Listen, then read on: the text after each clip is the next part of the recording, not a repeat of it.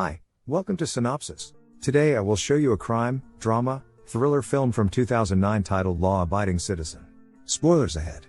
Watch out and take care. Clyde is a tinkerer. His daughter has followed in his footsteps and made a bracelet for him and is now making one for mommy. Clyde's wife asks him to open the door. When he does, he is knocked down and two burglars enter the house. They tie Clyde's hands and rob the house. One of the burglars, Darby, says, "You can't fight fate," and stabs Clyde. Darby's accomplice, Rupert, tries to get out, but is only told to shut up. Clyde is forced to witness the rape and murder of his wife, and when his young daughter shows up, she is not exempt from this fate either.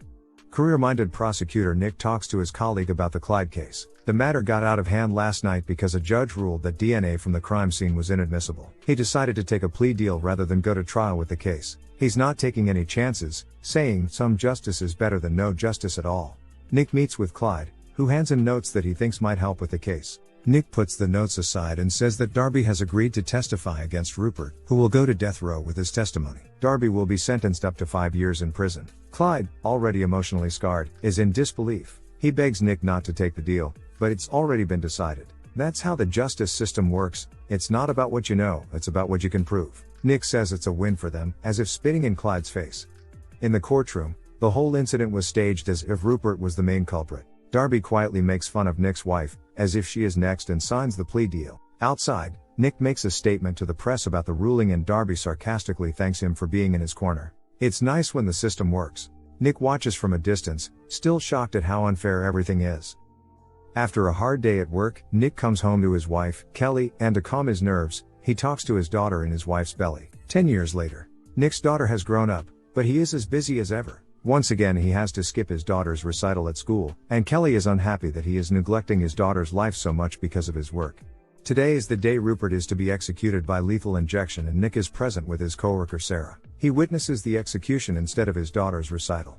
Rupert's last words are that he wasn't the one responsible for the death of Clyde's family. That doesn't sit well with Sarah and Nick. Rupert is injected with 3 drugs, administered in a specific order. Instead of dying painlessly, he begins to shake and scream in pain and dies an agonizing death. Bravo, what a great show.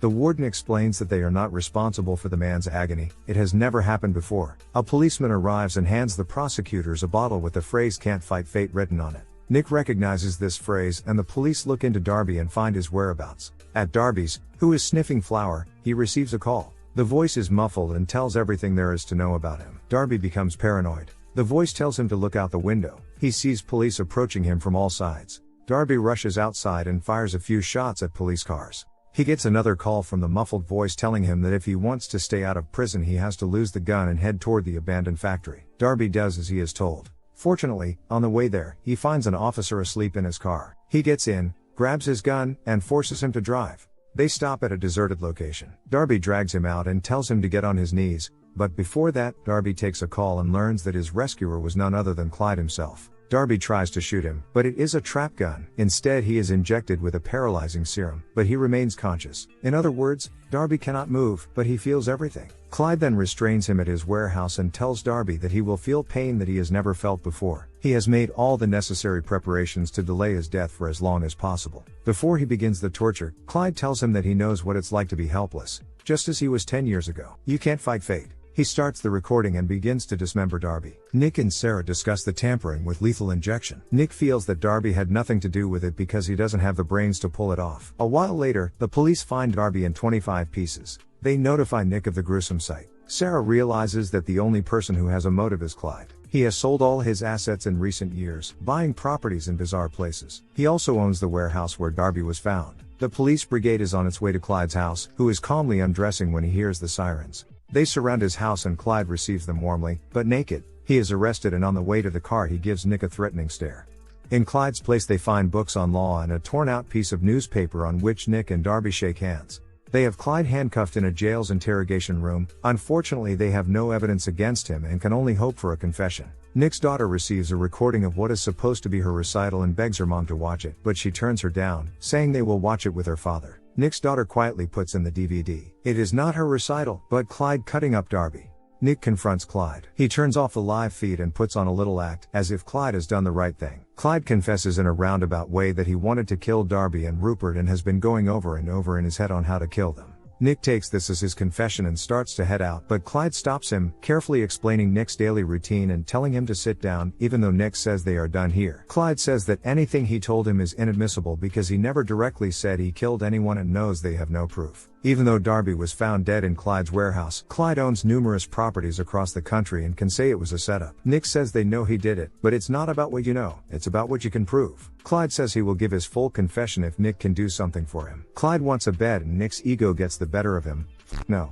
Nick's supervisor, Jonas, scolds him for not taking the deal. A confession for a mattress when there is no evidence is pretty good. Nick firmly believes that Clyde is playing with them. Jonas once again advises him to make the deal.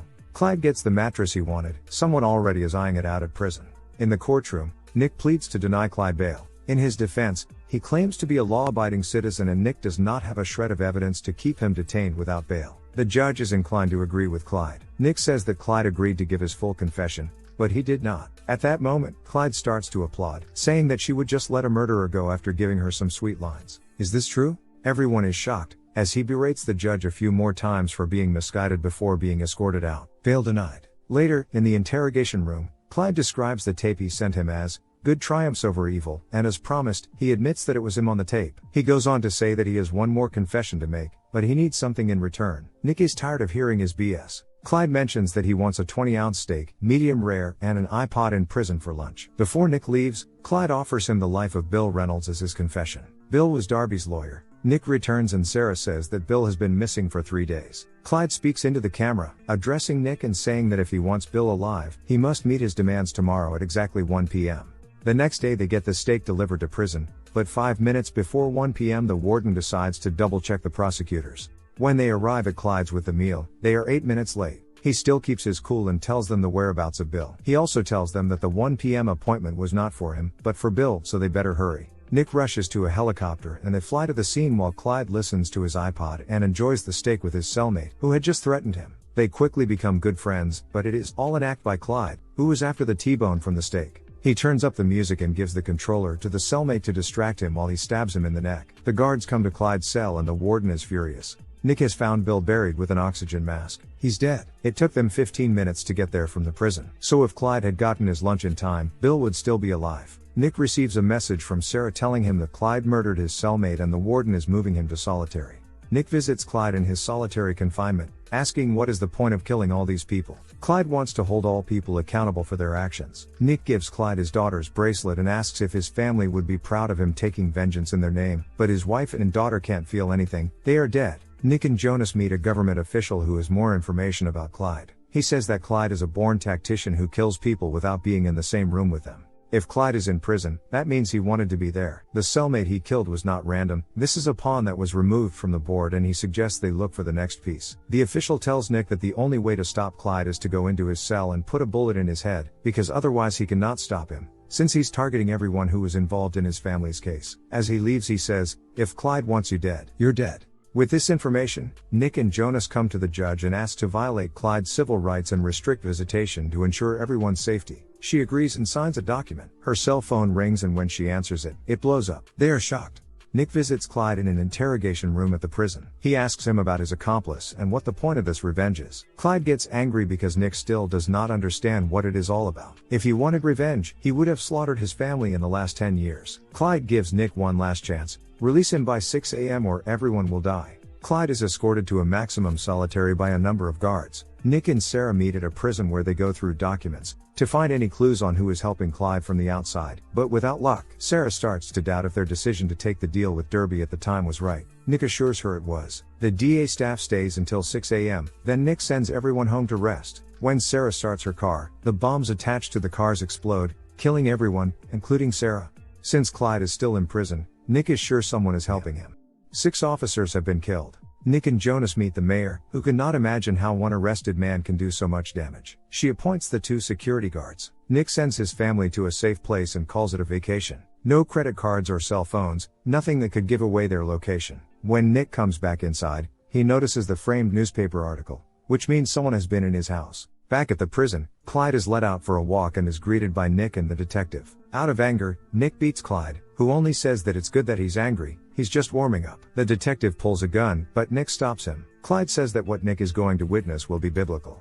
At Sarah's funeral, Jones thinks they brought this on themselves, but Nick still believes they did the right thing, but is beginning to doubt himself. As they drive away, a man in black clothing is controlling a military drone armed with a machine gun, a EMP and rocket launcher. He disables the cars and they come to a stop. Jonas' car is riddled with anti-tank rounds, and to make sure Jonas is done for, he blows up the car. The mayor cannot believe Nick let this go on for so long. She wants to fire him, but to reduce media pressure on her, she appoints him as the new district attorney. The mayor of Philadelphia has issued an emergency order to lock down the entire city. No one is allowed to move unrestricted in the city. Nick receives an email from Sarah's contact. It's about real estate that Clyde bought. He finds all the property sold in Philadelphia in the last 10 years and compares the amounts. Nick finds out that Clyde owns a small garage, not far from the prison. He and the detective meet to check out the garage. They find a hole in the floor. It is a tunnel that Clyde dug that goes directly under the prison. Clyde made an entrance into every single cell. That's why he killed his cellmate. That was his plan all along. The detective checks Clyde's cell, but he's not there. Disguised as a janitor, Clyde gets past security and into City Hall through a light check. The detective and Nick find that Clyde has cameras everywhere, even in Nick's house, and a quote from von Clausewitz about the center of gravity, in this case, City Hall. Clyde plants napalm bomb to kill Mayor, who will soon hold a security meeting. Nick and the detective arrive soon after. As a precaution, they must proceed quietly so as not to alert Clyde that they are onto him. They notice Clyde's cart on the 5th floor, just below the conference room. They find a suitcase, which they suspect is the bomb. The bomb squad man opens the suitcase and says the bomb is activated by cell phone and could go off at any moment. Some agents assigned to monitor Clyde's warehouse notice him pull up and notify Nick. Clyde goes to his equipment in the tunnel and watches as the meeting begins. He grabs his cell phone and climbs to his cell. In his cell, Clyde is startled by Nick. He has a gun and asks Clyde to do the right thing, giving him a way out. Clyde asks if he is here to make one last deal. Nick says he's finally learned what Clyde has been trying to tell him all along: I do not make deals with murderers. Nick tells him not to do it, that it's a decision he'll have to live with for the rest of his life. Clyde says he's sorry and calls the number. Nick leaves and says that by the rest of his life he meant about 25 seconds as the detective locks his tunnel door. Nick has placed the suitcase with the bomb under Clyde's bed. He looks at his daughter's bracelet one last time before his cell bursts into flames and blows up. The end. Thank you for watching. Subscribe Cinema Synopsis if you want to watch more recap videos.